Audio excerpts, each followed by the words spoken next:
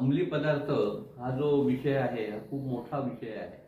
सिंधुदुर्ग जिल्ह्यामध्ये या अंमली पदार्थामुळे आपली तरुण पिढी आज संपत आलेली आहे असं दुर्दैवाने म्हणावं लागेल।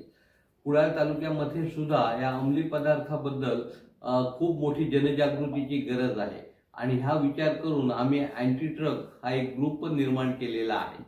या ग्रुप मार्फत आम्ही अंमली पदार्थाच्या विरोधात एक जनजागृती मोठ्या प्रमाणात सुरू केली आणि त्याप्रमाणे ही जनजागृती करत असताना आमचे अँटी ड्रगचे कार्यकर्ते रात्र आम्ही फिरून अंमली पदार्थ कुठे विकले जातात, कोण आणतो, कुठून आणले जातात याबद्दलची माहिती गोळा करून पोलिसांना दिली। बऱ्याच वेळा अंमली पदार्थ विकणारे अटकेतही जातात, परंतु हे रॅकेट काही संपत नाहीये।